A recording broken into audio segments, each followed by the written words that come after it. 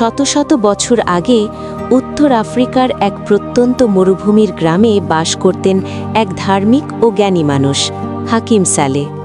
এই নামটি কেবল একটি পরিচয় ছিল না, বরং মানুষের কাছে এটি ছিল সততা, তাকওয়া এবং প্রজ্ঞার প্রতীক। দূর দূরান্ত থেকে লোকজন তার কাছে আসত শুধু একটি সঠিক পরামর্শ পাওয়ার আশায়।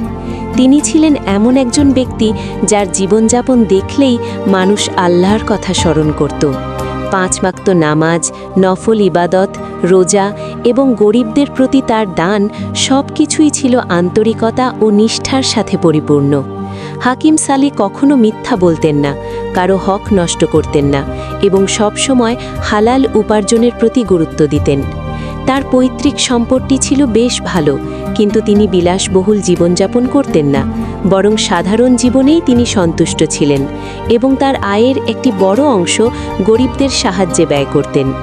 গ্রামের মানুষ তাকে শুধু একজন আলিম হিসেবেই নয়, বরং একজন অভিভাবক হিসেবে দেখত। কিন্তু একদিন তার জীবনে এমন একটি ঘটনা ঘটল যা ধীরে ধীরে তার পুরো চিন্তাধারাকে বদলে দিল। তিনি কোথাও একটি হাদিসের ব্যাখ্যা পড়লেন, যেখানে বলা হয়েছিল একটি নেক কাজের জন্য আল্লাহ দুনিয়ায় 10 গুণ এবং আখিরাতে 70 গুণ প্রতিদান দেন। এই কথার প্রকৃত অর্থ ছিল সওয়াব বা আধ্যাত্মিক পুরস্কার, কিন্তু তিনি ভুলভাবে সেটিকে বস্তুগত অর্থে ব্যাখ্যা করলেন। তার মনে হলো যদি তিনি বেশি দান করেন তাহলে দুনিয়াতেই তিনি তার 10 গুণ সম্পদ ফিরে পাবেন।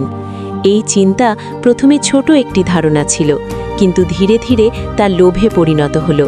তিনি ভাবতে লাগলেন যদি একবারই সব দান করে দেন তাহলে হয়তো খুব দ্রুতই তিনি অনেক ধনী হয়ে যাবেন।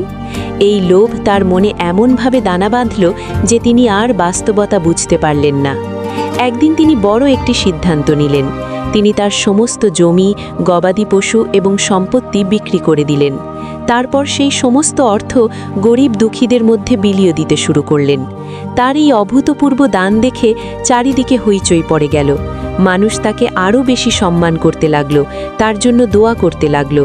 কিন্তু কেউ জানত না এই দানের পেছনে লুকিয়ে আছে এক ভ্রান্ত ধারণা এবং লোভ। দিন কেটে গেল, সপ্তাহ পার হলো, মাসও চলে গেল, কিন্তু তার প্রত্যাশিত 10 গুণ সম্পদ আর ফিরে এলো না। ধীরে ধীরে তার মনে হতাশা জন্ম নিতে লাগল। তিনি ভাবতে লাগলেন কোথায় সেই প্রতিদান, কেন তিনি কিছুই পাচ্ছেন না। তার মন ভেঙে যেতে লাগল, ইবাদতে মন বসত না এবং তিনি আগের মতো শান্ত থাকতে পারতেন না। ঠিক এই সময়ে তার জীবনে প্রবেশ করল এক রহস্যময় ব্যক্তি। তার নাম রাশিদ। প্রথম দেখায় সে ছিল এক সাধারণ পথিক, কিন্তু তার কথাবার্তা ছিল অদ্ভুত এবং প্রভাবশালী। সে বারবার হাকিম সালেহের কাছে এসে তার জীবনের পরিবর্তনের কারণ জানতে চাইত। শুরুতে হাকিম সালেহ তাকে এড়িয়ে যেতেন, কিন্তু একসময় তার সাথে কথা বলতে বাধ্য হলেন। রাশিদ ধীরে ধীরে তার বিশ্বাস অর্জন করল। একদিন সে বলল, তুমি যদি আল্লাহর নামে দান করে কিছু না পাও তাহলে অন্য পথে চেষ্টা করে দেখো, হয়তো অন্য পথে আরও বেশি লাভ হতে পারে। এই কথাটি ছিল এক গভীর ফাঁদ, কিন্তু তখন হাকিম সালেহ এতটাই হতাশ ও বিভ্রান্ত ছিলেন যে তিনি এই ফাঁদ বুঝতে পারলেন না। রাশিদের প্ররোচনায় তিনি একদিন পরীক্ষা করার সিদ্ধান্ত নিলেন। তিনি এক গরিব মানুষকে বললেন, আমি তোমাকে সাহায্য করব, কিন্তু তুমি আল্লাহর নামে নয়, অন্য নামে চাও। লোকটি রাজি হয়ে গেল এবং হাকিম সালেহ কিছু টাকা দিলেন। আশ্চর্যজনকভাবে পরের দিন তিনি এমন একটা জায়গা থেকে দ্বিগুণেরও বেশি টাকা পেয়ে গেলেন যা তার কাছে অলৌকিক মনে হলো। এভাবেই শুরু হলো তার পতনের আসল যাত্রা।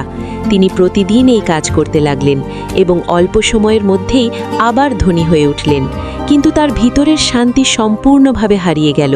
তিনি আর আগের সেই মানুষটি রইলেন না। তার চোখে সব সময় লোভের ছালা দেখা যেত এবং তার মনে সব সময় আরও বেশি পাওয়ার আকাঙ্ক্ষা জাগ্রত থাকত। রাশিদ তাকে আরও গভীরে টেনে নিয়ে গেল। একদিন সে তাকে একটি বিশেষ টুপি দিল এবং বলল, এটি পরলে তুমি অদৃশ্য হয়ে যাবে।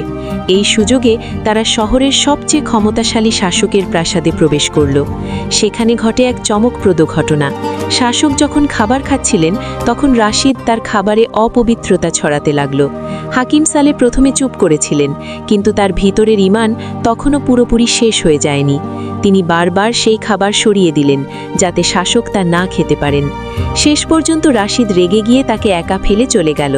তখন শাসক তাকে দেখতে পেলেন এবং জিজ্ঞেস করলেন সে কে এবং কেন এখানে এসেছে। ভয়ে কাঁপতে কাঁপতে হাকিম সালেহ সব সত্য ঘটনা খুলে বললেন। তার সততা ও সাহসিকতা দেখে শাসক তাকে ক্ষমা করে দিলেন এবং তাকে সম্মানিত করলেন। এই ঘটনার মাধ্যমে হাকিম সালেহ বুঝতে পারলেন তিনি কত বড় ভুল করেছেন। তিনি উপলব্ধি করলেন যে লোভ তাকে অন্ধ করে দিয়েছিল এবং তাকে ভুল পথে নিয়ে গিয়েছিল। তিনি সঙ্গে সঙ্গে আল্লাহর কাছে তওবা করলেন এবং তার ভুলের জন্য ক্ষমা প্রার্থনা করলেন।